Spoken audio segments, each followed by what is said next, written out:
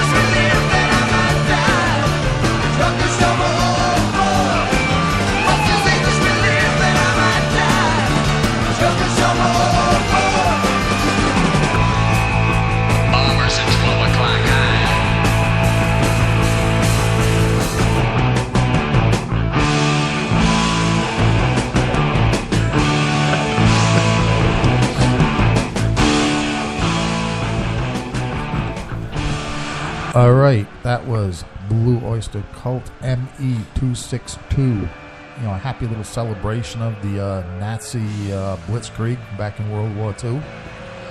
I'm your host, George Gorner. This is the Haunted Cabaret. We have a full house tonight. We have DJ Psycho Eddie to my left. We have Hello. Chuckles the Clown on my right. Cool evening. Behind the board, we have Tony Jones trying to referee and keep relative stability in the whole situation. I left my taser in the car, too, so it's going to be a tough night. Well, yeah, I know. You can't herd cats without a taser. It's not going to be a tough night. I'm going to make it very easy on you because, number one, I'm in a reasonably good mood. There's all kinds of great things happening in the world. I mean, this show, I don't even have to reach for subject material. It's right there at my finger. I mean, California is burning. We have a bunch of people at the Mexican border that our president has given orders they can shoot to kill. It doesn't get much better than this in current events. Then, also, besides real world current events, which are the equal of any fictional horror, then we have the matter of, and I'm going to eat a little bit of crow here because I remember just a couple of weeks ago I was genuinely berating my my conspirators here at Rhode Island Free Radio for not giving up on the WWE. I made the mistake, and it was a big one, of going on YouTube, as I've said, when it comes to watching wrestling these days, I'm a big wrestling fan, but when it comes to watching wrestling these days, I stick with YouTube video, okay? I made the mistake of coming upon a thread talking about the WWE women wrestlers, Ronda Rousey and Charlotte Flair, is it, Tony? Yeah, Ronda Rousey and Charlotte Flair. Charlotte Flair. And I stupidly, kind of like Al Pacino in that movie, when he's the Godfather and he says, just when I thought I was out, they pulled me back in. That famous quote. That's how I feel every time there's a pay-per-view on. Yeah. Well, I haven't submitted to a pay-per-view yet. I mean, that'd feel too much like, getting on my belly and raising my ass these days to Vince McMahon. But I did make the mistake of following this conversational thread and checking in on Ronda Rousey and Charlotte Flair. And I watched a match in its entirety. It was the great one, though, when Ronda Rousey gets the chair on her neck. Oh, and, Yep. Charlotte Flair goes crazy. And I said to myself, okay, these performers are really good. We got some really good workers in pro wrestling now. All right? The only thing is that, once again, Stephanie McMahon, Vince McMahon, who's ever calling the shots over there now, has got it all ass backwards. Ronda Rousey is the best heel to come along since Ric Flair, or in my humble opinion, as a longtime wrestling fan. Instead, they made the same mistake they made with Kurt Angle and The Rock. They brought well-known figure, in the case of Kurt Angle, he was the Olympic, wrestler. In the case of The Rock, he had the famous parents, grandfather High Chief Peter Maivia, and his dad was Rocky Johnson. So both of them came with a lot of expectations, a lot of baggage, and they were presented in the WWF at the time as a given star. Okay, just bringing them in, everybody's going to cheer, we're going to make a lot of money, and it didn't work out that way, if you remember. Remember, Kurt Angle was booed when they brought him in as a red, white, and blue good guy. The Rock was booed when they brought him in as a good guy. And it was a little bit the same with Mark Henry, too, because he had the gold medal. But I never understood the way they brought those guys in, making it look like wrestling is beneath them and we're lucky to have someone that was a real athlete. Doesn't that damage the wrestling product? You would think. Yeah. And then on top of that, now with Ronda Rousey, it's a little, I don't know. Let's see, how many ways did they screw this up? I'm not sure if she really recovers from this and gets to be where she should be, based on her talent in wrestling. Because now she came from MMA and the Octagon, right? And she's being billed in the WWE as the baddest woman on the planet, and she's wearing a Roddy Piper logo T-shirt. Yeah. I mean, how can you set somebody up more for failure and humiliation than to do these things? And then on top of it, she comes into the wrestling ring, and they have her using a lot of her MMA, moves, martial arts moves, which just seems to remind everybody that the last 2 matches she was in shoot fights in the MMA and Octagon, she got her ass flattened in less than 2 rounds. So in other words, now you brought a woman into the WWE as the baddest woman on the planet with a Roddy Piper T-shirt, who got, she lost her championship by being flattened in, I don't know if it was 1 round or 2. Okay, she got knocked out. She woke up on the mat, a sore loser, didn't want to talk about it, quit fighting. Then a year later, she decided she wanted to come back to fighting, and because of her name, they put her right into the championship match from the get-go. Her first match back after a year was to fight for the championship. Champion knocked her out in less than 2 rounds, flattened her again. So this is the background that we have for Ronda Rousey coming into the WWE. Now, I'm not quite sure how you bill that situation as the baddest woman on the planet. And I'm not quite sure how you give her a Roddy Piper T-shirt and without expecting the fans to boo, spit, and throw things at her. I mean, the match I watched with Charlotte Flair. Now, and the ironic thing is that from what I understand, backstory is that was the match where Charlotte Flair did a heel turn. Yep. Right? Now, we have the daughter of Ric Flair. What heel turn? She's a heel. She's a born heel. She has Ric Flair in her corner. We have a classic heel scenario. That's like having the Iron Sheik, not be a heel at some point in his career. You just don't do it. I mean, so you have Charlotte Flair who does her heel turn against somebody that is a natural heel, but that they're trying to bring in as a hero, not even a babyface, but a hero, right? I don't know. So, yes, the WWE got me to watch again, even after the fact on YouTube. And they're screwing up just as bad as they've been doing for the last few years. Now they finally have talent.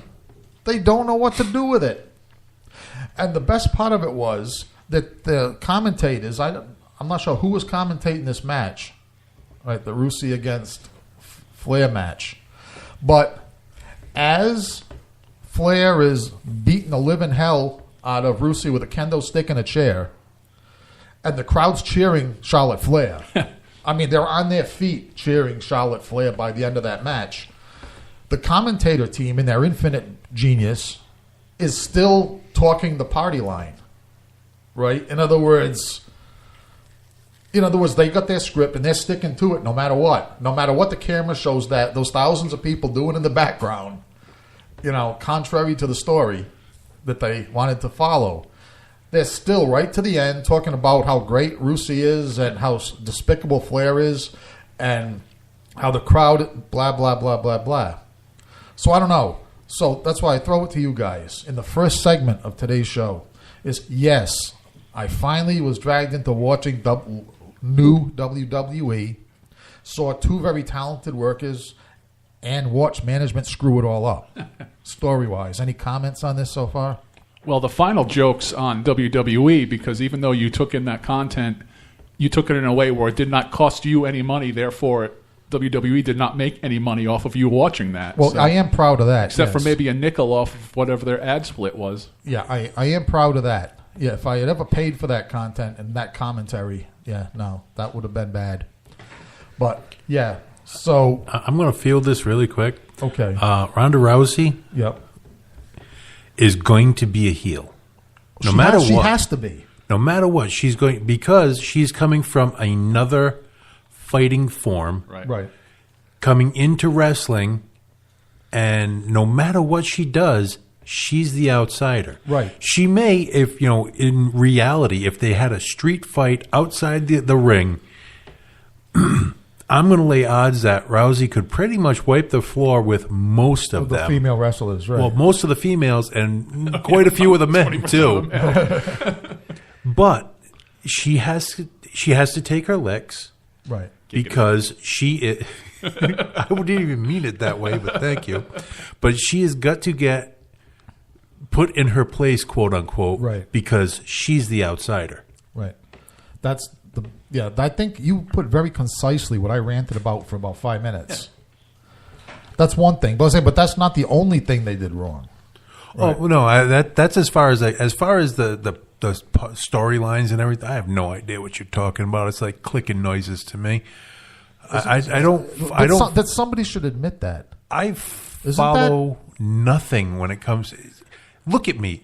Even watching physical exertion gets me tired. Even watching female physical exertion. Depends on You being the art form. You being a red-blooded straight guy watching Yes. female physical exertion is clicks to you. Not for, well. Let me redirect here. Have you seen the two women that we're talking about? Yeah, here? I've seen Ronda Rousey. I've seen the about female Charlotte wrestlers. Flair? I've seen that. If you do a little internet digging, you can see Charlotte Flair naked. Yeah, See, I'm not- now that's something I can get behind. although I have been warned that you don't want to necessarily do that because you're going to get an experience kind of like the old China The naked. China syndrome. Yeah. Yeah, apparently given the general consensus online is that Charlotte Flair is better half-dressed. Yeah, well, yeah, it leaves that little bit to your imagination. Right, the fake part. Yeah, the fake part is left to your imagination. Yeah. Yeah. And as far as China, I having watched both of those videos, unfortunately, in their full content And too. having seen Sean Whitman limping around the con this past year. It's disturbing. I imagine that watching China in action naked is probably like watching Arnold Schwarzenegger in action naked, only different sex organs. Only the housekeeper isn't If I there. remember one of the shows that she was in, she was painted up as She-Hulk. And it was a girl-on-girl situation. Yeah. So, Well, I don't know. Ever since I saw that chin on her when she first came to the WWF, I mean, I had Sergeant Slaughter thoughts. I mean, anybody ever notice how much China looks like Sergeant Slaughter, Well, big time. like facially? yeah, well, I never found China attractive, period. No, I obviously me neither. Parts of her. Before or Not the after whole the plastic package. surgery. Either one of them. Never was a big fan of hers. So, Now, but anyway, so when it comes to Ronda Rousey, we have a perfect heel, a talented heel. And one thing I do have to say is like she takes awesome bumps. Yeah. she sells moves like almost Yeah, nobody else these days. she's not a bad worker. I think she's a very good one. The only thing she's a little weak on is if I was Mic skills. yeah, but I don't know. She's very weak on those. But I think Almost to the point where I'm surprised they didn't put a manager with her to do the talking. Exactly. That was She's that bad on the mic. yeah. That was my very next statement. Is that yeah? She's tailor made, for a manager or a valet or Well, who knows? One of the wrestlers now is pretty much she might be getting put on the shelf. So maybe she'll end up being the valet. yeah. Like I said, but like Tony, or a genuine old school manager, would be good for Ronda Rousey. And all Ronda Rousey has to stand there and look kind of evil and stupid. Should have Paul Heyman do it so he can say he's managing both That would- Brock Lesnar and her. That would be good. I can picture Paul Heyman as her manager. That's a good idea. Except for she took pop shots at Brock Lesnar. Well, actually, for if you- not defending the title. Uh-huh. So she was actually nicking at him. But was that in real life or was that as part of the work though? Both. Oh, okay. But I mean, I'll tell you. If you give me, one person has to stay in the WWE, Ronda Rousey or Brock Lesnar. I say get rid of Brock Lesnar. I never thought he was any good. Except- he's stiff. He's a bad worker. Watching him destroy people you don't like is very Yeah, that always entertaining. helps. Well, that is. Yeah. I mean, yeah. Just like the old, Big Vader. Yeah. Yeah, I mean, but other than that, I mean, in its entirety, I mean, I understand why they keep trying with Lesnar because it's like on paper he should be awesome. Yeah, I'm saying he should be. He just doesn't have all the skills though. It's like no mic skills. He's stiff in the ring. He's He's got a to be limited repertoire. used to be a pretty decent wrestler the first time around. I don't know what happened with him. I mean, he went from wrestling guys like Eddie Guerrero, where he put on 5-star matches. To, I think I can answer the question that you're asking with the name Eddie Guerrero.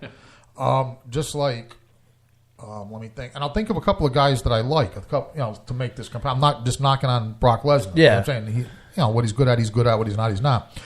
Brock Lesnar is like superstar Billy Graham, Bruno Sammartino from the old days, guys like that. In other words, how good a match it is depends on who he's working with. right. And that's why as soon as you said Eddie Guerrero, that right there. You know what I'm saying? Yeah. Eddie Guerrero is good at making his opponents look good. Well, he even had not a 5-star, but a 4.5-star match with Goldberg the first time around. It was a very good match. Didn't see it. I'll have to take your word for it. Plus, it's tough to put on a good match with someone when you're legitimately scared shitless of them in real life, even though you're wrestling them. Yeah, I mean, if you want to watch a ragdoll getting thrown around the ring, go up on YouTube and watch Brock Lesnar versus Daniel Bryan. He was throwing the guy around like a paper airplane. I mean, there was a couple bumps there where legitimately I think Daniel Bryan got knocked out because he got dropped on the back of his head. Well, I think that's what might have been what changed Brock Lesnar's attitude toward professional wrestling is he got dropped on his head. Didn't he not break his neck, but didn't he get pile drived on a table or pile drived on something, and he hurt this was early in his career with the WWE. Well, I know he did a shooting star press in one of his matches, and he landed on the back of his neck. That's what it was, and he was badly hurt, and I think that changed his attitude that big did time. screw him up. Well, I know that Vince McMahon was not too happy with him doing that because he didn't say he was going to do it. And he didn't have to do it. And he did that, so it was one of those things where... Yeah, no, when you got a guy like Brock Lesnar, I mean, that's the term monster. That's what in wrestling, that's what the term monster is for. I mean, you don't want him doing acrobatics. You want him just, like you said, just turning people into ragdolls and destroying them. That shooting star press was supposed to take his career to the next level, and it took him back about 20 levels. Well, it took him to a different level. I mean, it's just lower. Yeah. No, the other one just and I don't know, just things come to mind. That happened to Kurt Angle too. Yeah. Who was the opposite of Brock Lesnar in the sense that he had everything. He's still a talented worker, but he broke his neck, and it's then he's never the same since. Yeah, he broke his neck before coming in, though. He had the broken neck before coming into wrestling. Are you really? Yeah, because I know he had a serious injury while wrestling. Well, he's had a couple serious injuries while wrestling. Right, where they fused his vertebrae. But his neck before wrestling was already hurt. He actually wrestled in the gold medal stuff with a hurt neck. Now, did Vince McMahon know this when he came in, or did he just keep his mouth shut? He knew it. Okay. And stuff got worse with the neck and everything, and they still hired him back from TNA because TNA, after a while, said, we really don't want this guy wrestling. Right. Because he was he's an accident waiting to happen. One lawsuit for TNA bankrupts the whole company. So, and yet they still have him in matches with guys now. Well, I know, WWF, I know that Brock Lesnar, Kurt Angle was never supposed to be a high flyer. I think what they counted on was he would be a mat wrestler and he had great mic skills. He still does. He still does. Great mic skills. So I don't think that, they were as worried about his neck in the WWF at the time as they might have been with somebody else because he didn't have to do the things that would get him hurt. Right. As much as a lot of other guys. But, if you want to talk about a guy with everything, I mean, if he hadn't taken that second serious injury in pro wrestling and then another one since, I mean, I don't know. I think if you had asked me like top 5 pro wrestlers of all time, as far as having everything, I mean, I think he would be in it. The only thing that prevents him from making my top 5 all time pro wrestlers is, like I said, those injuries, that limited him a great deal. Let's go back. You know what? Let's go back to the music. And I see that our producer, Mr. Jones, has inserted some Devil's Lettuce lobbying here into the set list. There's a shout out to all our listeners in Massachusetts. And Canada. and probably in a couple of other third world Colorado. countries where they're Colorado, yep. Yeah, Colorado. third world country, Third world- Colorado. Synonymous. which is always let the host finish his sentence before jumping in. Colorado, I don't know. I mean, if you want to talk about New Mexico, yeah, maybe. Anyway, any place they're growing the jazz cabbage is Sweet Leaf, Black Sabbath, here on the Haunted Cabaret on Rhode Island Free Radio. I'm growing it in my backyard.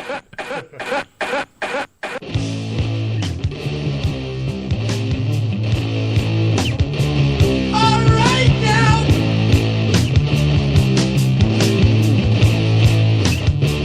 Won't you listen?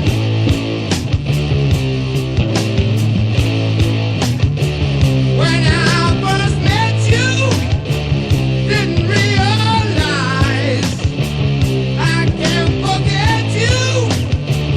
Oh,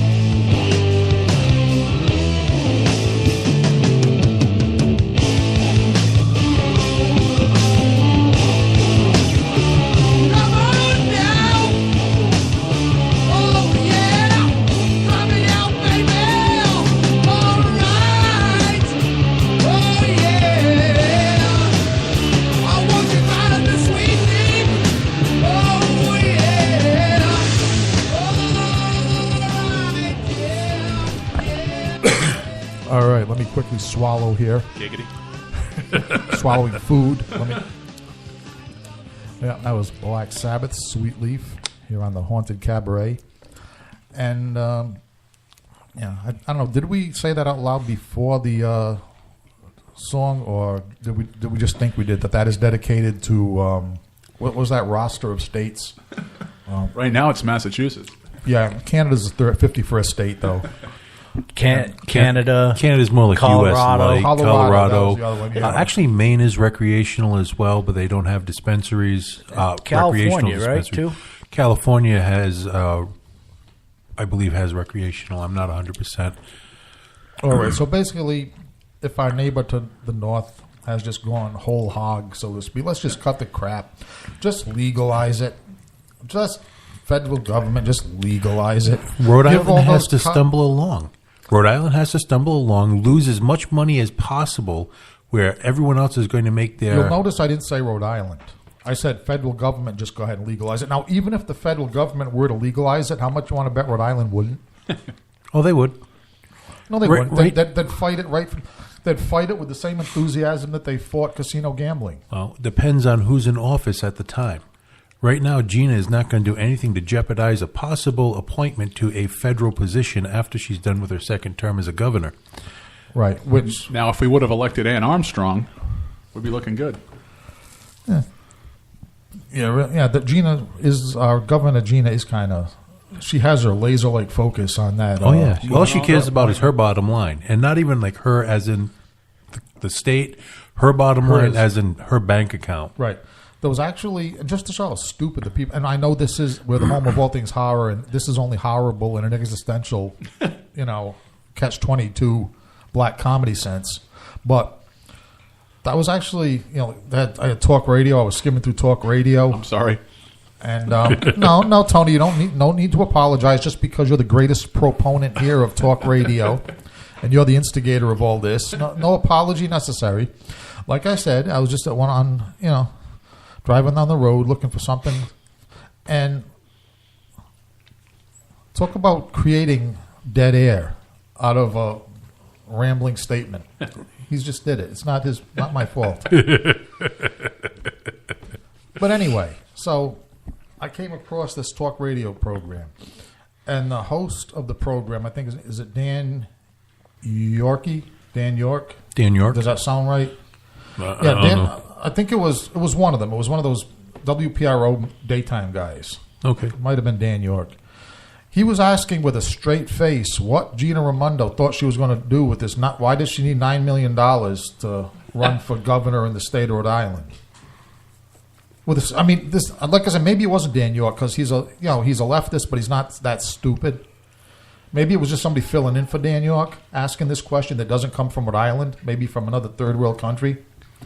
But yeah, the host on the show was asking what Gina Raimondo needs $9 million for to run for the governorship of Rhode Island. No, it's not for the governorship. Well, it's yeah, for her, exactly, for future right? endeavors. Yeah.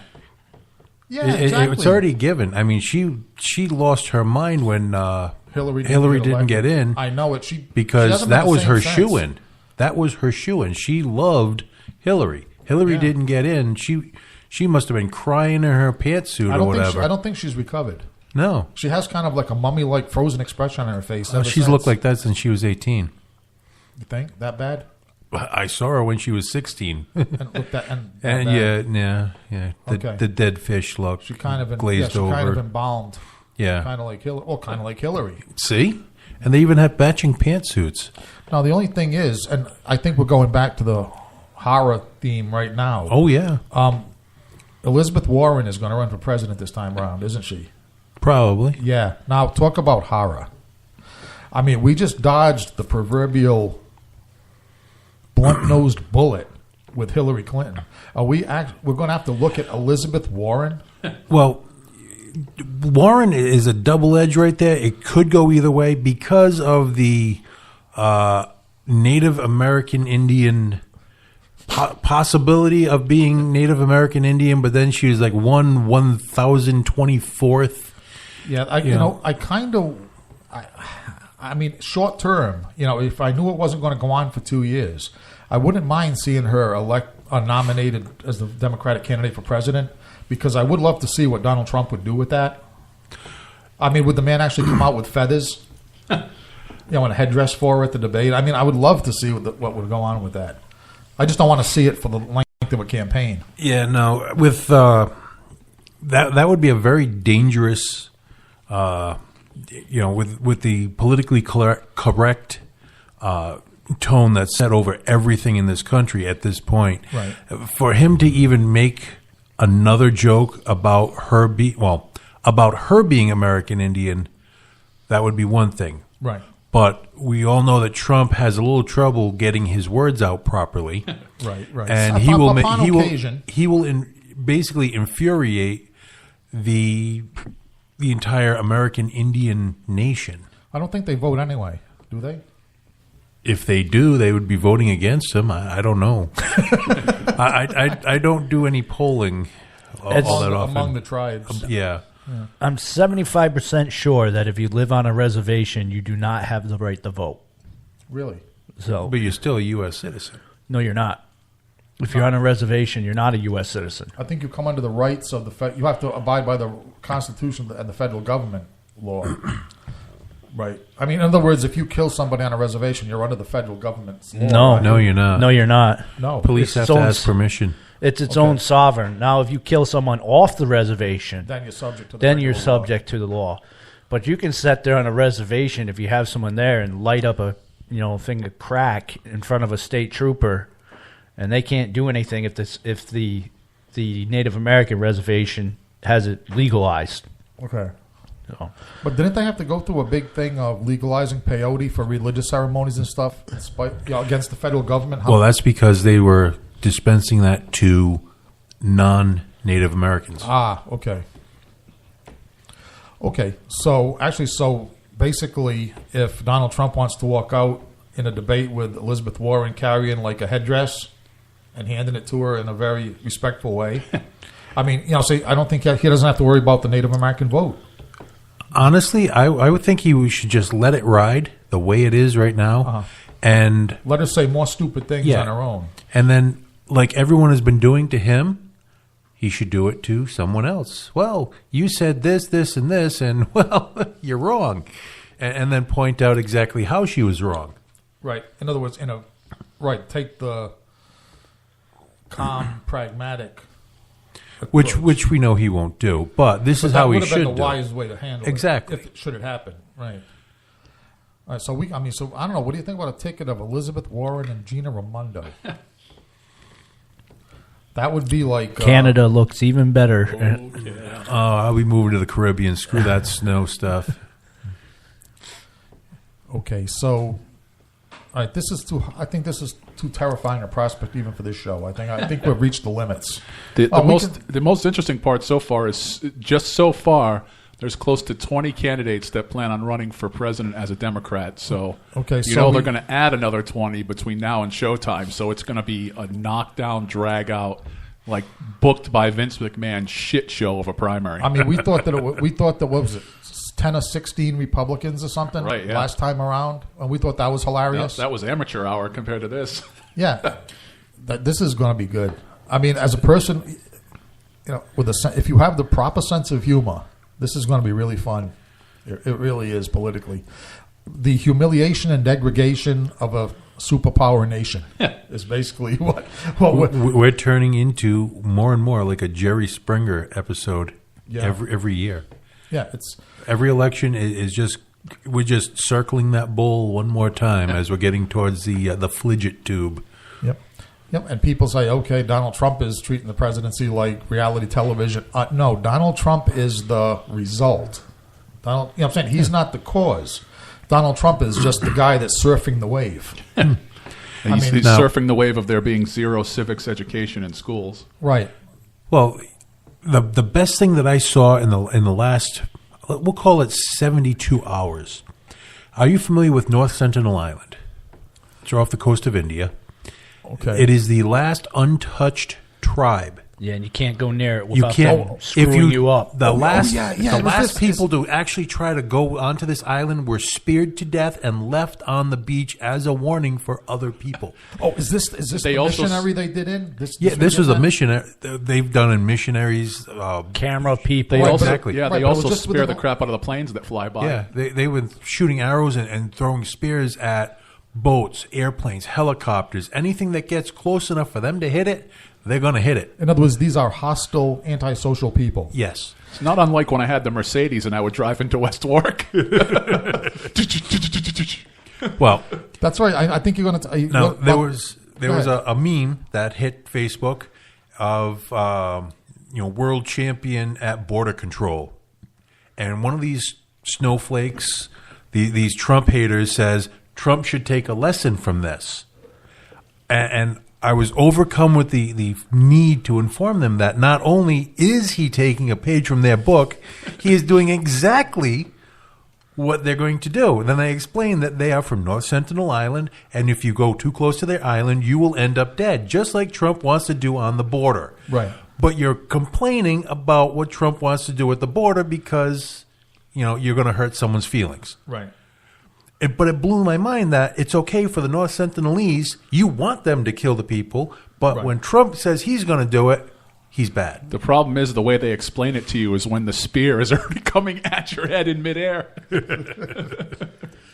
Well, no, I think this missionary was a big enough deluded moron that he knew the story of that island ahead of time, right? That island they have attempted to approach that island for the last 200 years that it's been recorded approaches there.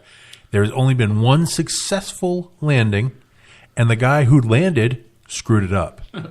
So now they're like, Right, creating a bad impression. oh, big time. Okay. He people were dying from, kind of like what they did with the smallpox infested blankets that were given to the Indians here. right. Well, he did pretty much the same thing. He gave them disease ridden stuff, and Oh, people talk started about dropping. stoking and- somebody's hostility. Oh yeah.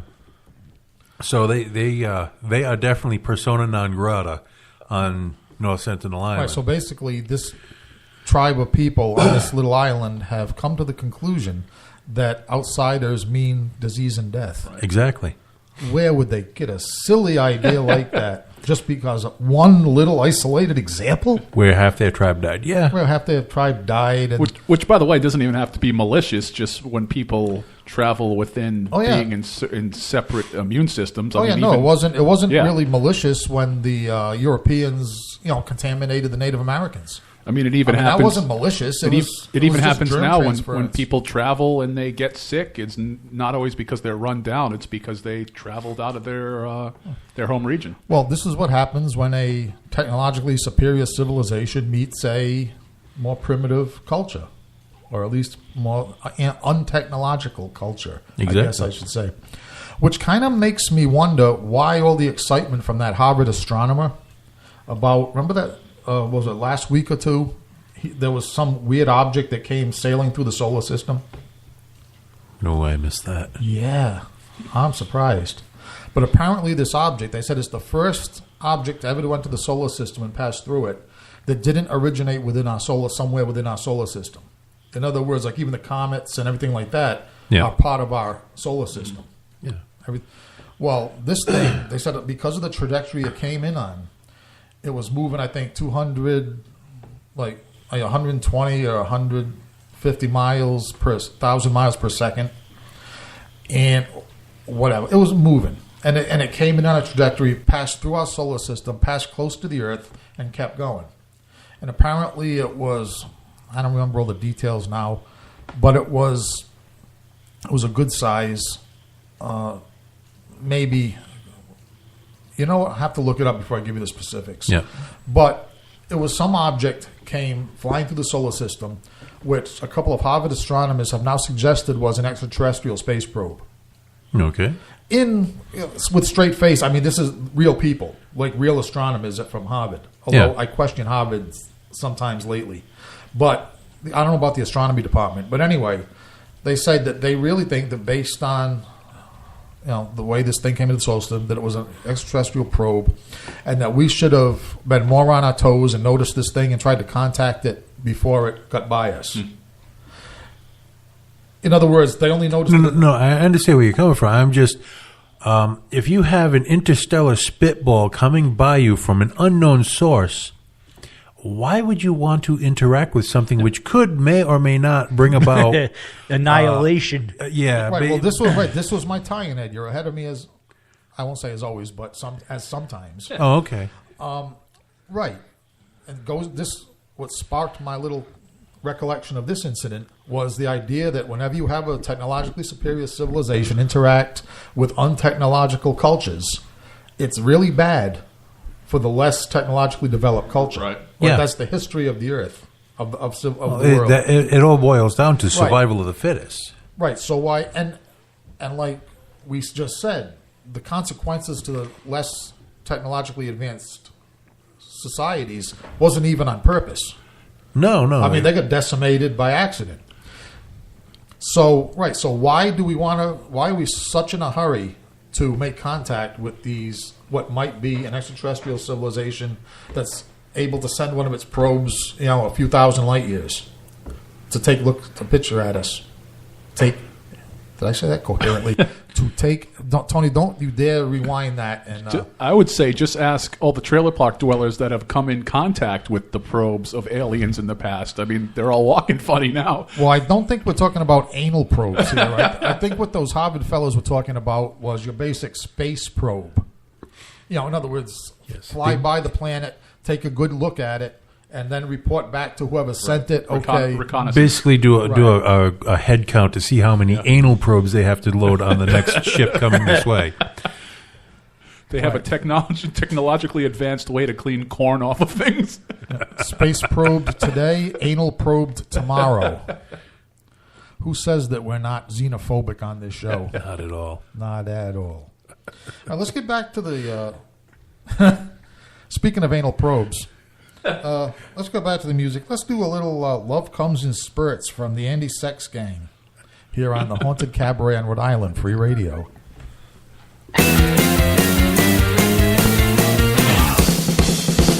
I was a child who wanted love so wild, though tied to slow motion, but raised with devotion, insane with devotion, just a whole other notion. I was 14 and a half, and it wasn't no laugh.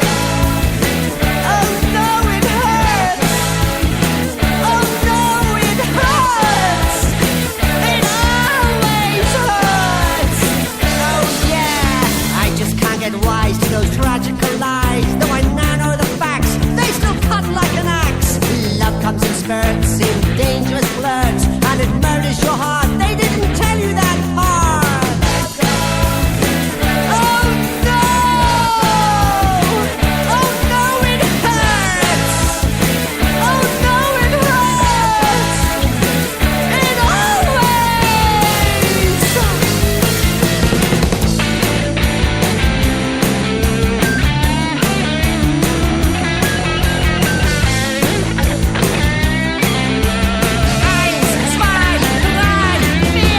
I just can't get wise to those tragical lies, though I now know the facts. They still cut like an axe. Baby, love comes in spurts, in dangerous flirts, and it murders your heart. They didn't tell you that part. Oh no! Oh no, it hurts. Oh no! Oh no! No! Oh no, it hurts. It always hurts. Oh no, it hurts. Oh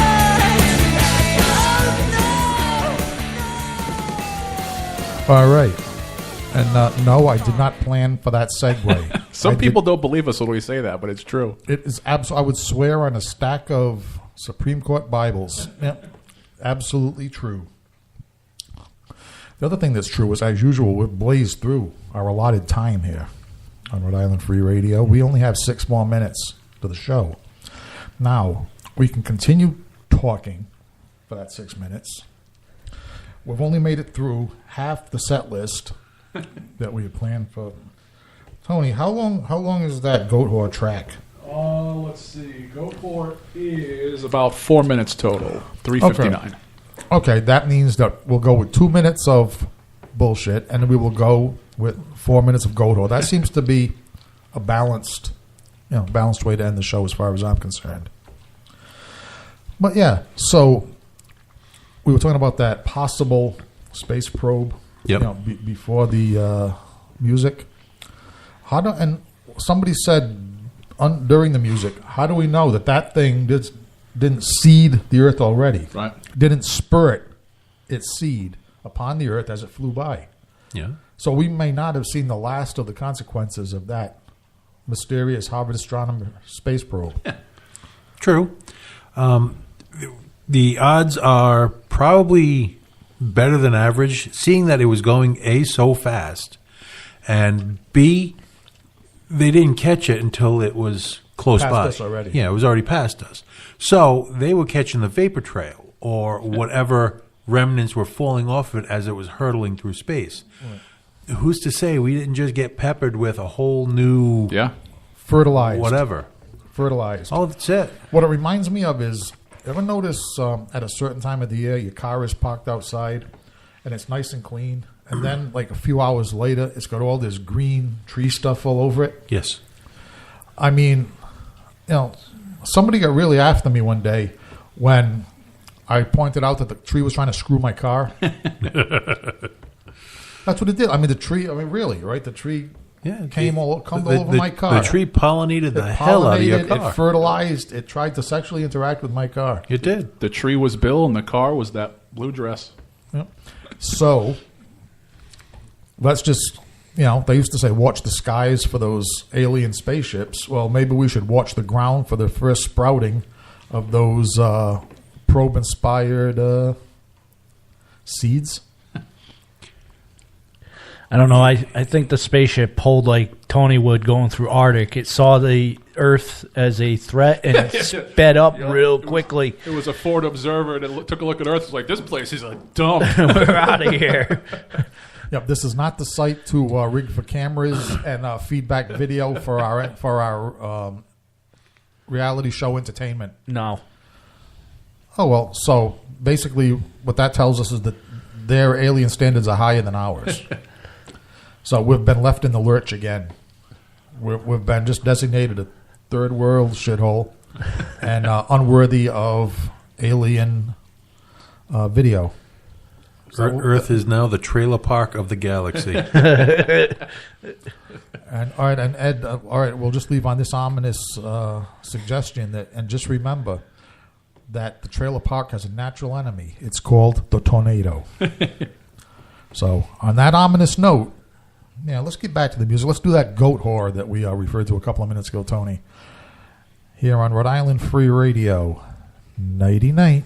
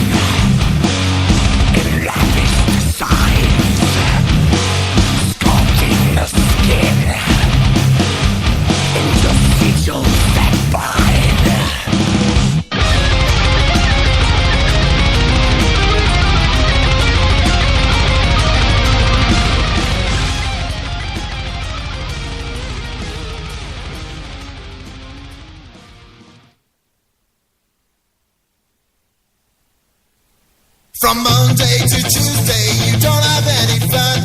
From Wednesday to Thursday, just gonna out for a run. Friday and Saturday, you're always getting drunk. And Sunday, you stay at home and never go to church.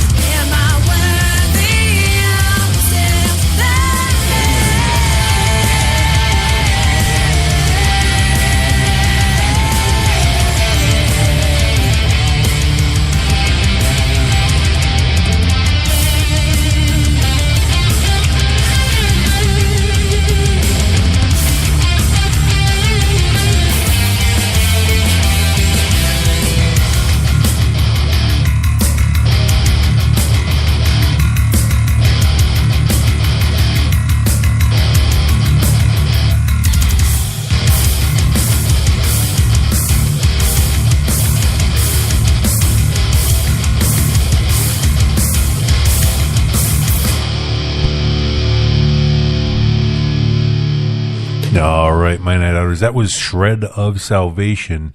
Name of that one was Own You. This is My Night Out Radio, only on RI Free Radio. This is DJ Psycho Eddie. And we have a pretty packed room tonight. We have Mr. Tony Jones on the soundboard. It's always a packed room when you and I are in the same area.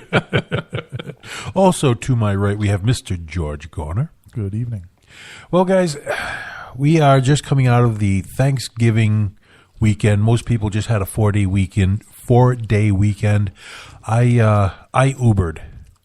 I actually went out Thursday night after dinner, took a nap, and I drove. I drove from 10 o'clock at night till 6 o'clock the next morning. Damn. I was called to almost every Walmart in this state. Now, some of you are, while you're doing your Christmas shopping, you're trying to figure out, how am I going to get this 65-inch flat screen TV home in my Toyota Tercel, circa 1985. Well, that's where Uber comes in, and I didn't even realize that. Well, I didn't even think I was for this. I was thinking people don't want to drive. They got their bags. They'll put them in the back of the truck. I'll take them home. They got family, whatever.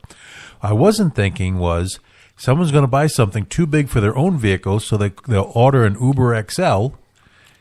I fold down the back seats, and they load the TV into the back. So that was pretty much the bulk of my earnings on Thursday night into Friday morning. Right. And yes, at 5 o'clock in the morning, I was still toting TVs around the state of Rhode Island. So that was one thing. I think I got a few other Uber stories I'm going to pepper in throughout the night. But I'm going to go back to the original format, and right off the bat, we're going to talk about food. First off, thank you. Craft Services came in. Fall River Provisions brand kielbasa. What we're eating right now? That's what we're eating right now, with peppers, onions, potatoes, all roasted in a pan. It's excellent. Thank you, Craft Services. I mean, I wouldn't consider myself to have the finest of palates, but now that you mention that, I mean, I could tell that it wasn't your store-bought, parts is parts kielbasa. Yeah, this isn't that hermetically sealed, vacuum-packed, possible turkey parts All and knuckle. chicken, and yeah, they have more love nubbins than they have actual meat. But no, we splurged a little on in-house meals here. But I did do a little bit of splurging outside, because man does not live by turkey alone. I know everyone is going through the dark meat, the wings, Yep. and scraping the meat out of the bottom end of the carcass that no one actually looks at. So instead of suffering through that, yesterday I didn't go all out, but I had a couple meals out of the house yesterday. First one I got to talk about is Back 40. I talked about it last week. Last week, week before. Back 40 is right in North Kingston, right on Route 2. Now, I went there for brunch because there was no way in hell I was getting up any earlier than 10 a.m. and fortunately, on Sundays, brunch goes to like 2 or 3. So, of course, you got to start off breakfast, especially when you're going out. You have something you're not going to have at home. So I had Eggs Benedict, but it wasn't your typical Eggs Benedict. It was the Philly cheesesteak Eggs Benedict. Nice. Poached egg, shaved ribeye, caramelized onion, American cheese, mushrooms hollandaise, black pepper aioli on an English muffin, and enough home fries I could not finish. My wife had gotten the huevos rancheros, which is served in the flour tortilla. Okay. The fried one, like they do a taco salad. Yep. That was very good too, because you have to eat some of that bowl on her. And now, here's where I lose a couple people here, because we had to have an appetizer for breakfast. That's not a confusing concept to me. No, it's nice to have that little something to start off the meal. So we had crispy Brussels sprouts. Nice. I like Brussels sprouts. Well, these were done with I believe the proper term is a honking buttload of bacon. Okay, so they're semi-Brussels sprouts. Bacon sprouts. Yeah, they were All they the were nutritional value basically offset. exactly, but they were excellent, and you could just tell by the bottom of the dish. They actually cooked the bacon in with the Brussels sprouts. They didn't just toss it in afterwards as an afterthought. The flavor was excellent. They were actually crispy. They roasted enough. They had the nice charring on the outside, but the inside still had like a little, like the fresh vegetable crisp to it. And it Like was done perfectly. exactly, it was out of this world.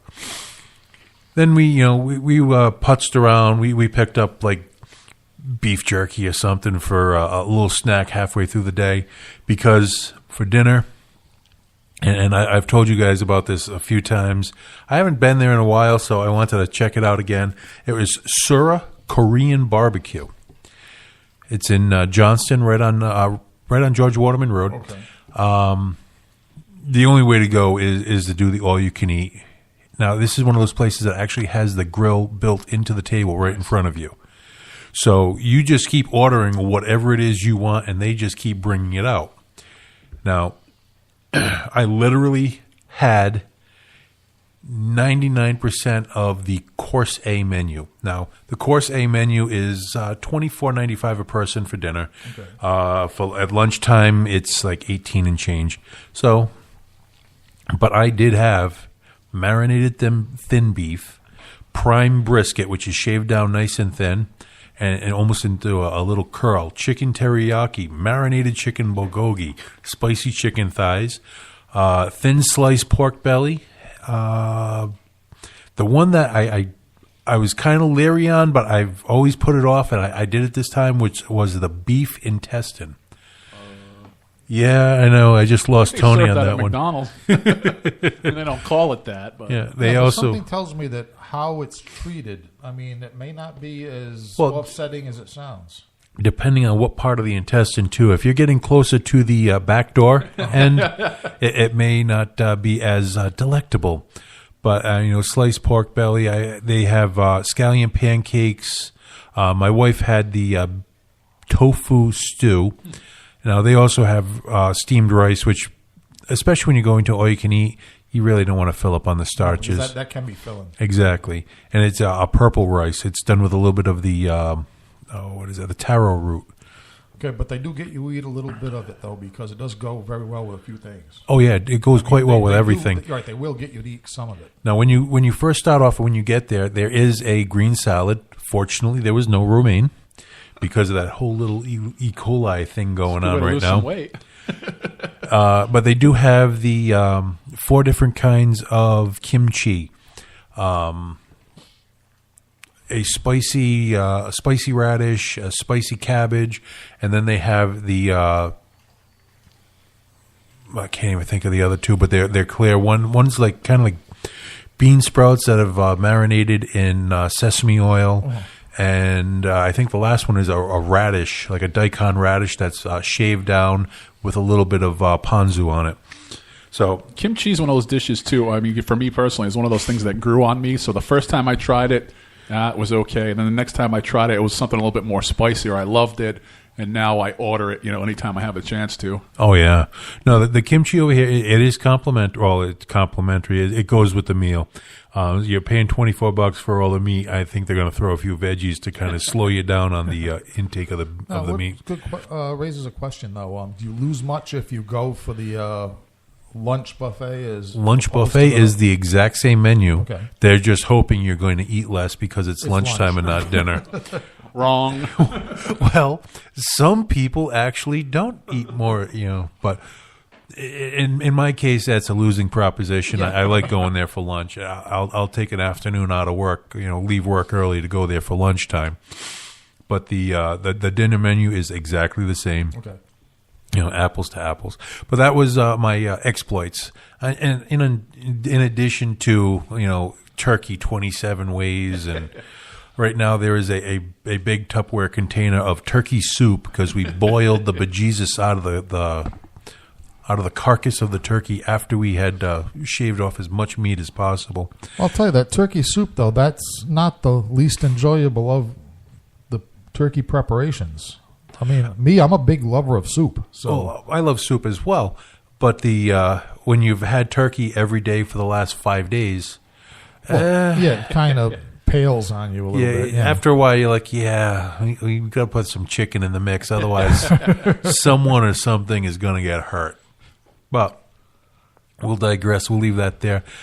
Craft service has been taking care of me all weekend long because I've been on a dead run with the driving Uber, and I'll talk about that a little bit more right after we come back from the break. We're going to leave here with a little bit of Pistol Shot Gypsy. The name of this one is Rockstar. We'll be back in a bit.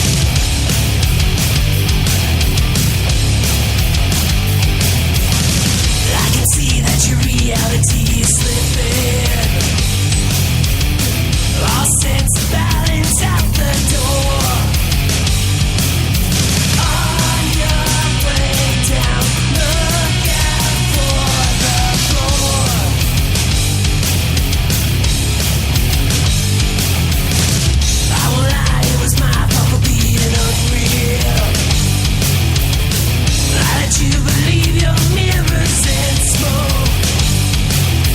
Now you're just the punchline to my jokes. Yeah, yeah.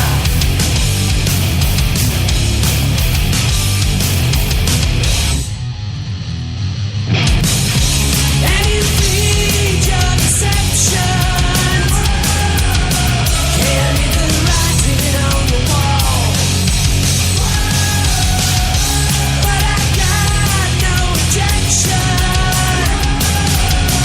'cause I'll be laughing as you fall, yeah.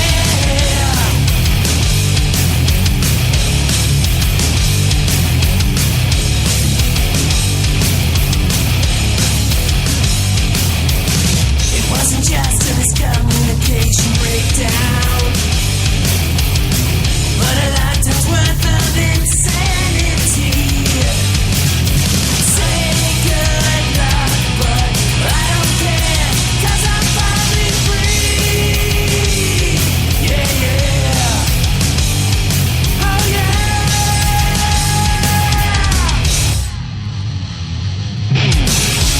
And you feed your deceptions. Can't read the writing on the wall. But I got no objection, 'cause I'll be laughing when you fall, yeah. Have you lost your mind? Was it ever there? Have we all been blind? Did this come from thin air? Can you find your way? Do I even care? You're not worth the effort. It's better off this way.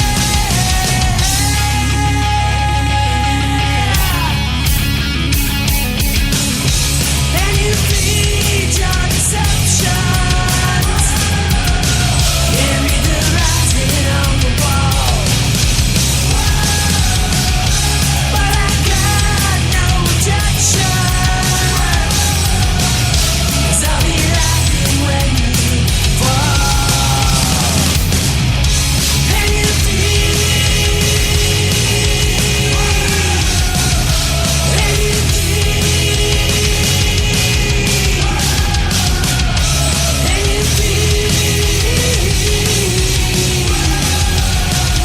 'cause I'll be laughing when you fall.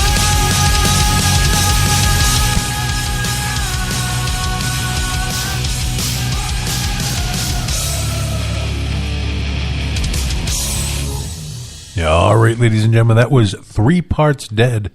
Name of that one was Feed. Before that, we had Pistol Shot Gypsy, Rockstar. Now, right now, I'm trying to finish chewing what was in my mouth because we couldn't wait. The kielbasa and the potatoes are just calling my name. How come nobody says swallow in front of me anymore? Geez, I don't know, Tony. The word giggity come to mind? Excuse me. Anyways, I got to tell you 1 or 2 pretty good stories. I'm nothing of a sexual nature, unfortunately. Nothing that requires your car to be completely detailed by the end of the night? No, nothing. There was one that could have gone that way if it was a longer ride, but we'll digress right now. But I'm going to start off with probably about 3 o'clock in the morning, 2:30, 3 o'clock. I pick up 7 college students. Oh, jeez. All guys, all of them drunk. Not a problem. I believe that's what the kids call a sausage party. Well, I picked up the Rolling Sausage Fest at somewhere in Providence, and I was heading to, of all places, the IHOP. So we're Good heading. place to go when you're trashed. Oh yeah. So everyone gets into the car. I get out. I fold the seats down. Everyone gets loaded in. I'm not 2 houses down from where I picked them up, and 2 guys in the back seat start throwing punches at each other. It wasn't hostile, like I'm going to kill you type punches. They were just horsing around, but I got hit. I stopped my truck quickly. I threw it in park because I was going to be turning around. I turned, and Do you remember the bouncer voice I used to have? That deep, growly, like almost inhuman, but you could make out what I was saying type of growl? I lost my proverbial crap. I turned to him, told him to knock it the F off. And if they didn't, I was going to personally pull them out of my vehicle and leave them on the side of the road. And the look of absolute fear on these kids' faces, because number one, I think they all were the cellar dwellers in high school. So they really... I mean, even if they're not, depending on their roundabout age group, nobody has ever spoken to them like that, ever. Well, they... I didn't smell anything, but I'm pretty sure one of them might have crapped himself. I soiled myself. So, needless to say, it was a very quiet ride after that. That was the first one. And the other one, it was a pickup, actually in beautiful East Greenwich, right down at the Oaks. Jeez. It was a wedding reception over at the Varnum. And the wedding party had migrated down to the Oaks. Smart. Save some money. Exactly. So everyone was pretty well trashed. I picked up one of the guys who was in the wedding party and his date. And now, he was about your height with about my width. For those of you who don't know, Tony's around the 7-foot mark, and I'm around the 400-pound mark. We'll leave it at that.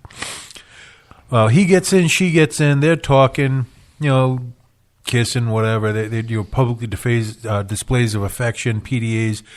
And out of nowhere, she says, "I'm tired of this dress." At which point, she promptly whips off the dress. She was in her undergarments. And is that the point where you tap on your display, your dash cam to make sure it's working? Oh no, it runs 24/7. It's running right now out in the parking lot, just in case someone tries to rob me. But the dash cam caught everything. She got dressed much slower than she got undressed, and I don't know what he was doing. But he was very quiet and he was breathing very heavily. And I just, every now and then, like, "You all right back there?" Just to like stall him at best. I didn't want to clean any of that out of the back of my truck. They stopped, and the guy was actually pretty cool about it. "I'm sorry, she's a little crazy." A little. So for a $7 trip from West Greenwich to a hotel in Coventry, East Greenwich to a hotel in Coventry, I got like a $25 tip. Well, I was going to say, Well, they were paying for the jizz mop. I was going to say, before you mentioned the hotel, they're saving money going to the Oaks for the wedding reception. Maybe they were using your Uber as the honeymoon suite. No. There was no procreation in the backseat of the Suburban. I can guarantee you that. I would have at least offered to give a helping hand or something. But yeah, nothing to that effect. But those were my two Uber stories from this week. I do have to say, being my first Black Friday driving, because last year I refused to because, well, I was stupid and didn't really see the need for that. But hey, it is what it is. This year I made a killing. You're going to be making an even better killing when you sell that stuff, those videos to Girls Gone Wild. I will not. Uber Gone. Don't get me wrong. There's a couple of them that I could probably sell. I won't, just out of. Don't say it with me. So in the room, I mean, don't say it like decency, self-respect, or anything like that. Oh no, God no! I just don't have their permission to use that film for anything. Well, you can't. And on the can't you pixelate the faces? Like taxi I'm not that smart. Oh, we can find somebody. That's true. But yeah, no, I do have a few videos that I have stored on the hard drive on my laptop. And no, I'm not going to show them. You promised you would, especially the one about the hysterically upset girl with naked boobs. Yeah, there was that you were one. taken to the wrong address. Yeah, that was bad. That's by the way, Ed, and just in full disclosure, I have repeated that story to others, and they There's not a better story to repeat. These could use- people are There splitting is their no sides. better way to break up with a girl than to put in the wrong address. And the best part was she knew who lived at that address. The guy's new girlfriend. Well, Right, she knew her by name though. That's Not only the not only did that's your new girlfriend. That is that's Susie's house. Oh that's, damn! I didn't know that. I didn't realize. Yeah, that was absolutely horrifying, and I thought, being the only male in arm's reach, that I was going to catch hell. And she was really cool with me, but on the phone, how dare she tore him a proverbial new one? See, I've been reading up on the fact that Uber and Lyft are racing each other to be the first company that becomes publicly traded, and they're kind of trying to poach and sweeten the pot for each other's talents, not just executive talent and on the books talent, but drivers and local talent. Yeah. And this could be used as recruitment material that for video. either one of these companies. Yeah. You could for sell the that. for the Stock Roadshow. But honestly, I'm not even looking to promote the company. It's just this is some weird crap that's happening, and in full disclosure, I really didn't prepare for tonight's show, so I'm going by the seat of my pants and figuring out. We'll help you. Well, it'll kind of this show will kind of be like an adult version of what was that old show that the fella drove the taxi cab, and it was a game show in a taxi. Oh, that was Bill Bailey. Bill? Yeah, and That was tech. Oh God, Money Taxi, Cash Taxi, Cash Cab. Cash Cab. That's what it was. Cash Cab with Bill Bailey. Bill is actually a really nice guy. Bill Bailey. I had an opportunity to meet him. He was doing a show at the Providence Comedy Connection, and I just literally ran across him on the streets of Providence. Fortunately, it was not in a cash cab, Right. or unfortunately, because I could have made some money off of that one. Yeah, but there you go. See, you can combine these video experiences, let's say, anonymously, of course. Yeah. And instead of the cash cab, Tony, help us here. This is your marketing expertise. Not cash cab, but Depravity on wheels. Well, while we're thinking of how to market the the Uber Gone Wild, we're going to go to a little bit more music. This is going to be When Particles Collide. The name of this one is Moles. We'll be back in a bit.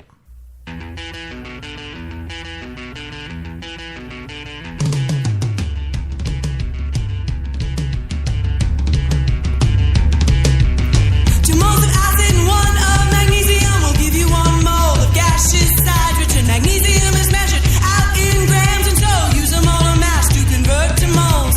Hydrochloric acid is measured in volume. Moles result from liters times concentration. 22.4 liters makes 1 mole of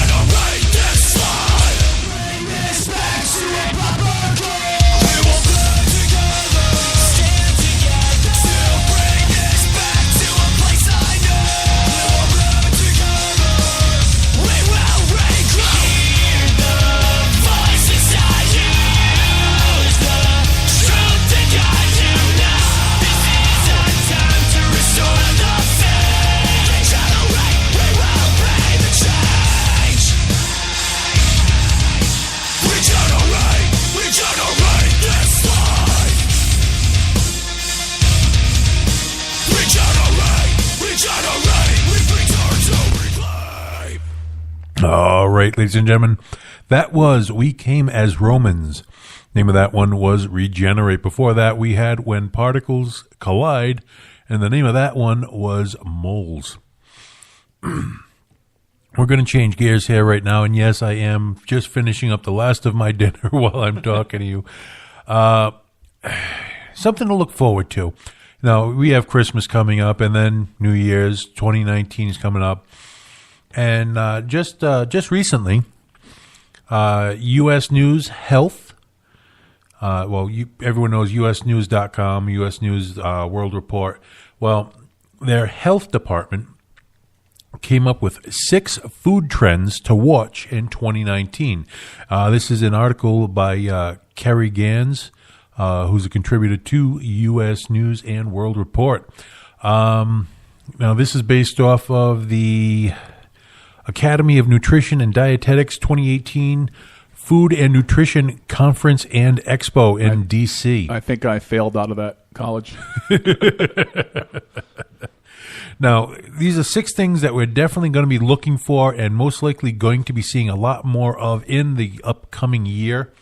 Number one that's it's got me a little disturbed to be honest with you, is plant-based protein.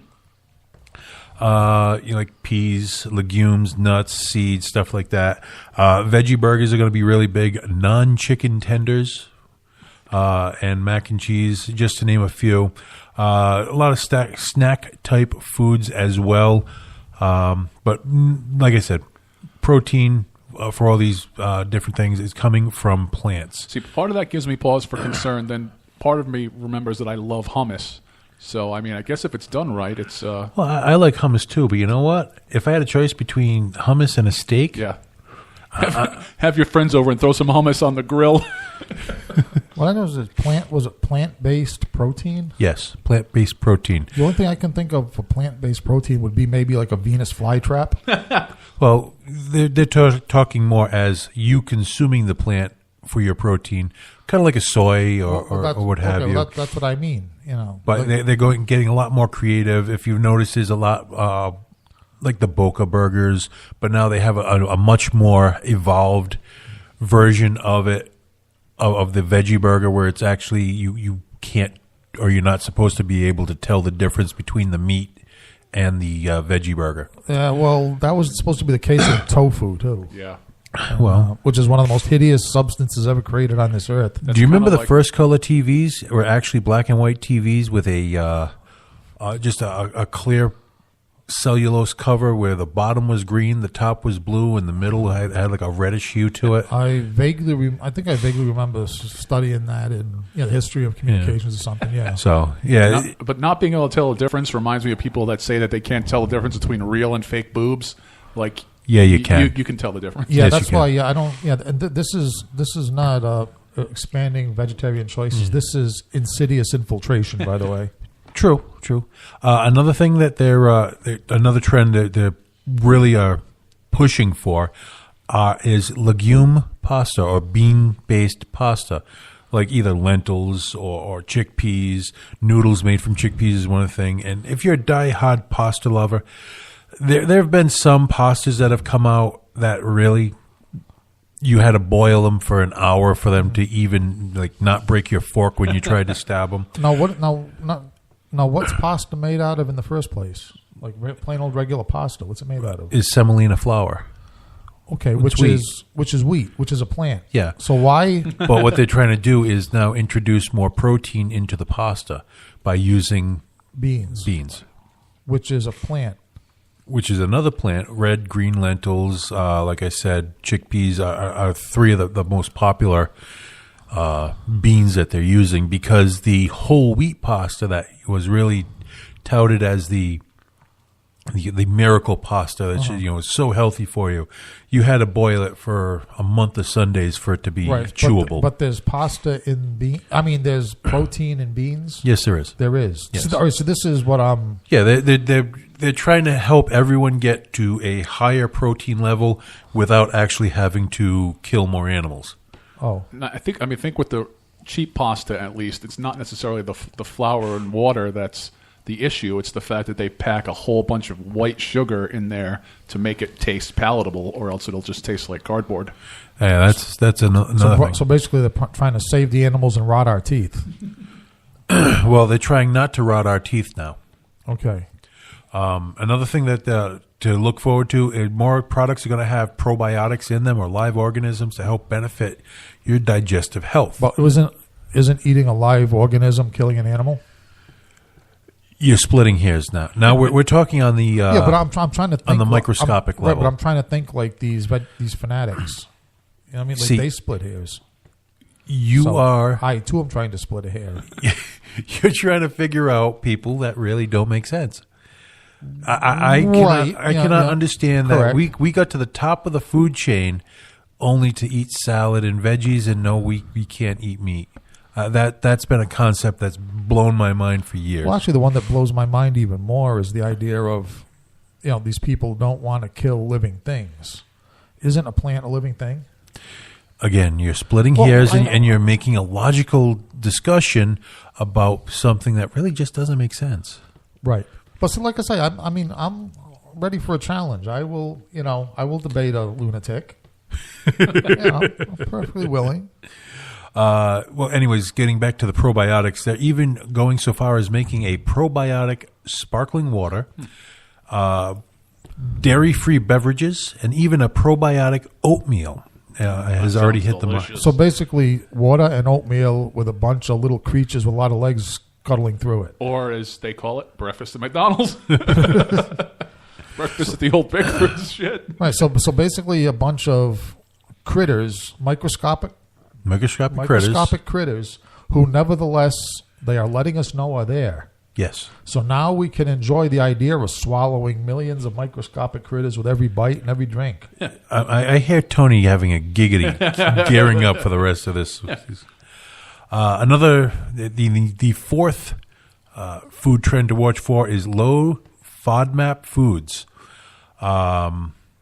These are for more of stomach health for people who have trouble digesting short chain carbohydrates, sugar, alcohols, and the low FODMAP diet is actually to relieve symptoms of stomach problems, abdominal pain, bloating. Okay, so it's a medical thing. Yeah. Okay, well, that's the first thing that makes sense to me of all this. Of course, you probably got the stomach pain, digestive disorders, and everything from eating this vegetarian diet in the first place. Eating Well- a pound of whole wheat pasta. I'm still trying to digest that stuff. No, that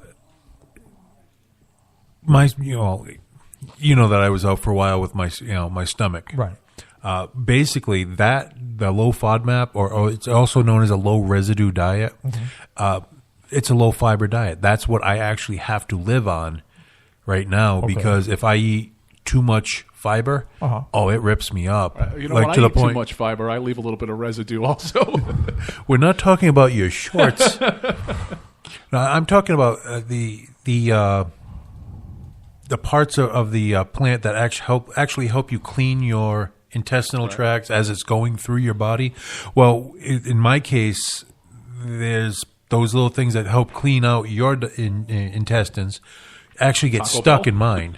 Yeah, well, Taco Bell cleans out everything. It cleans out your shoes. So basically, what you're trying to tell us is that your intestines are beyond cleaning. Well, they are to the point where if you put too much cleaner in them, it backs them up. Gotcha.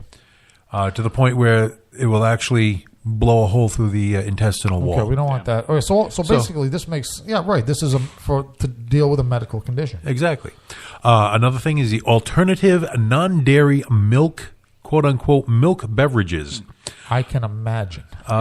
Just when you thought every type of non-dairy milk was already out there, they are now planning on making oat milk, Milkweeds, maybe.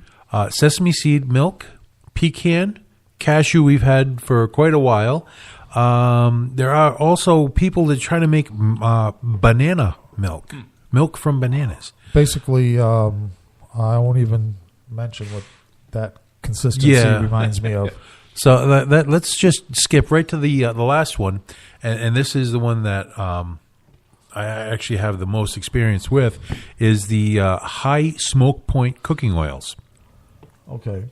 Now, your regular olive oil that everyone loves and everyone tries to cook with because it's oh so healthy, has a much lower smoke point than, let's say, a canola oil or even a peanut oil.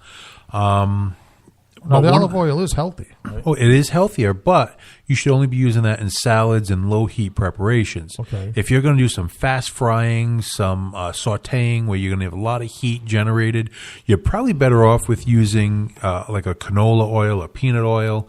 And one of the oils they're actually working on producing for the highest smoke point is an algae oil. Okay. Again, this is for practical cooking. For practical cooking, yeah. Right now, canola, which has one of the higher smoke points, starts smoking at around 400 degrees. The algae oil, right now, they're working on one, or the one that they're having the most luck with, has a smoke point of 485 degrees, almost a full 100 degrees hotter than canola oil. Okay.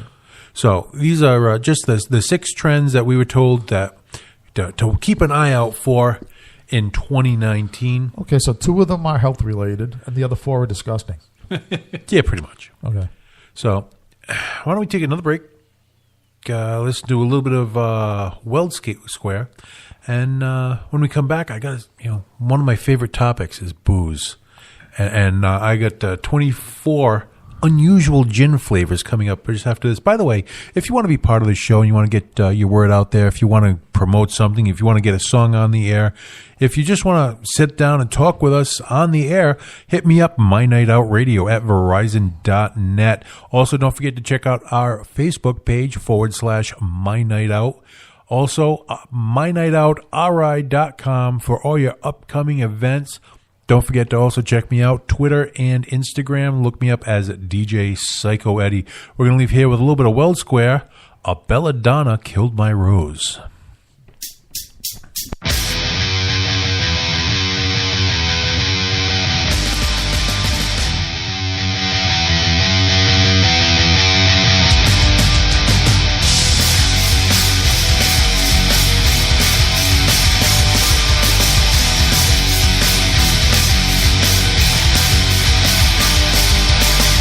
Spoils beneath the nectar, but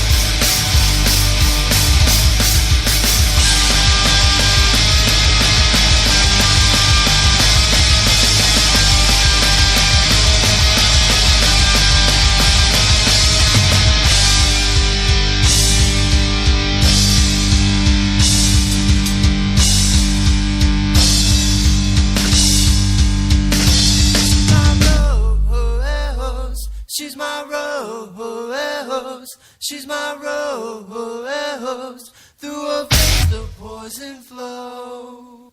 She's my rose. She's my rose. She's my rose. She's my rose. Through her face the poison flows. Yeah.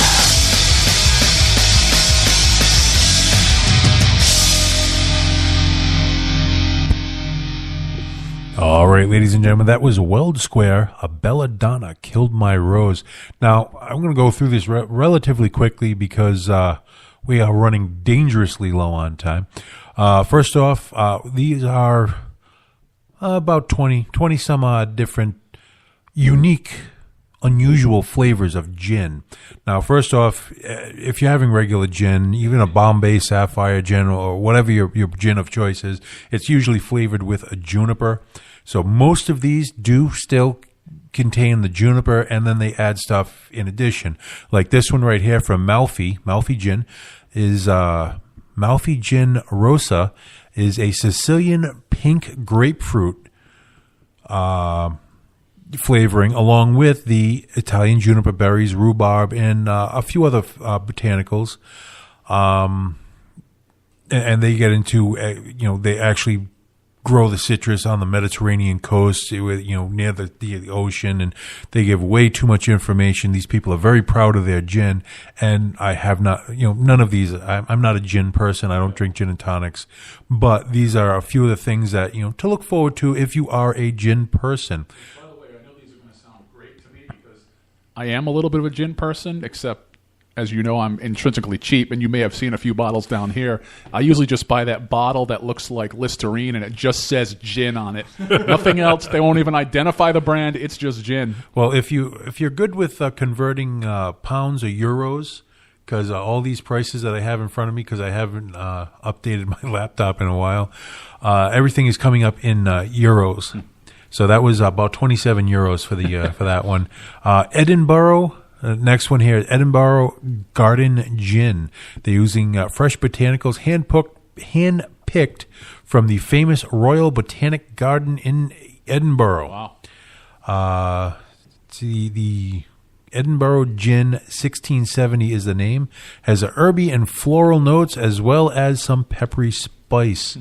Another one that's probably going to hit close to home, especially this time of year, and it's also right in the about the 20 euro price range.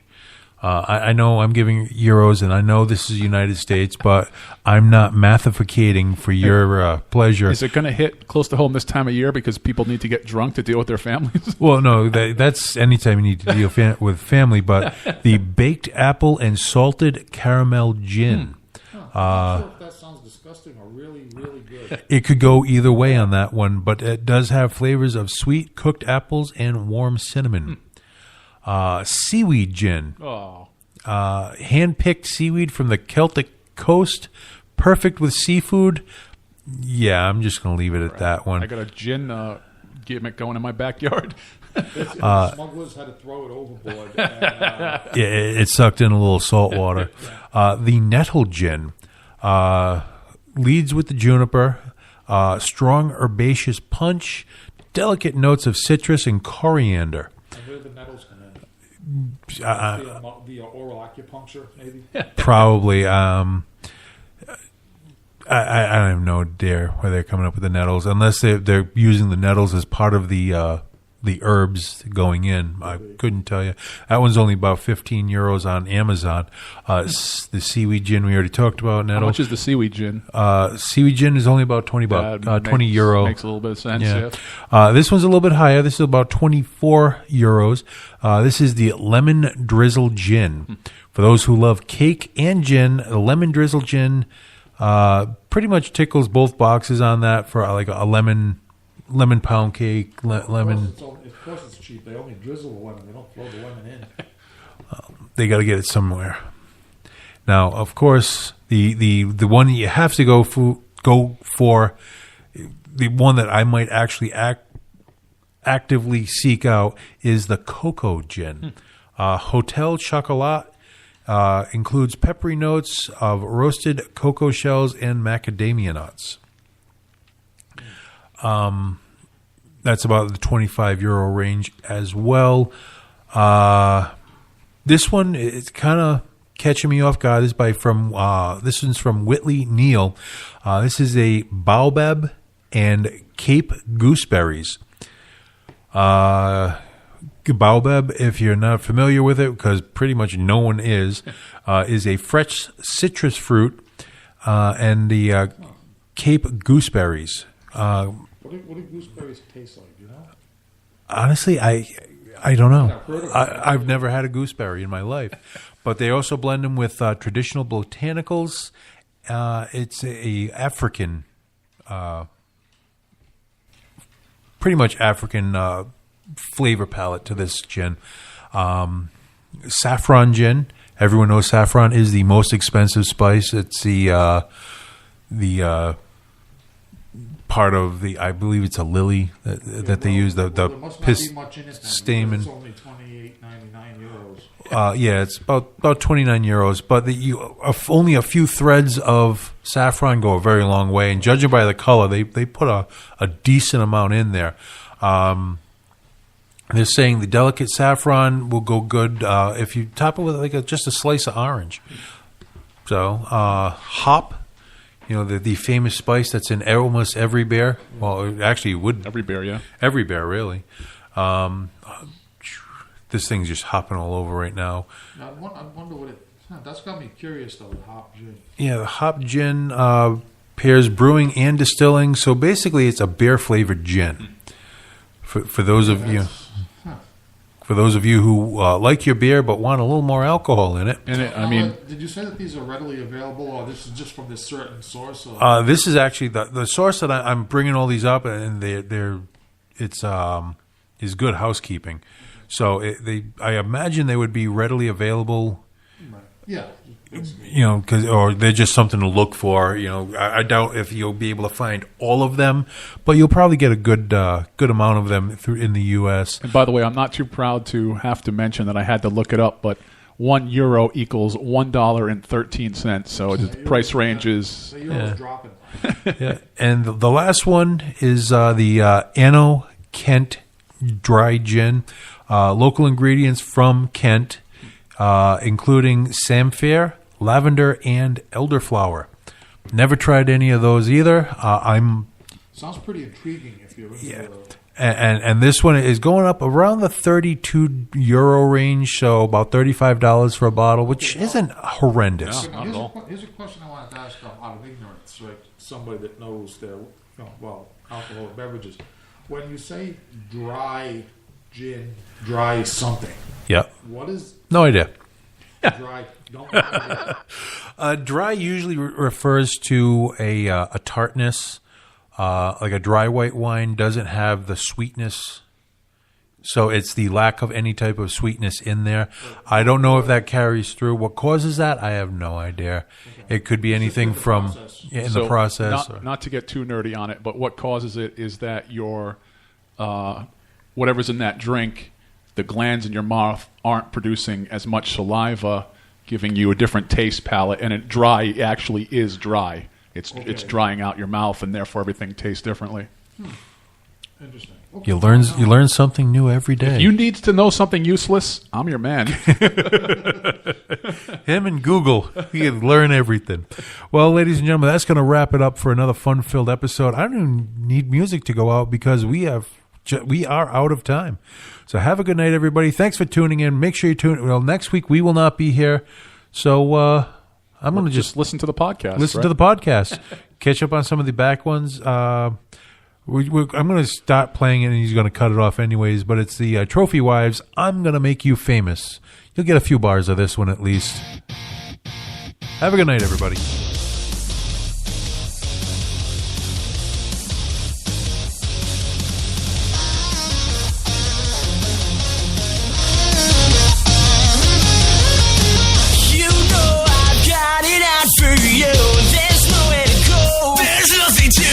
Just tell me where to try tonight. 'Cause the night we spent, I'll never forget.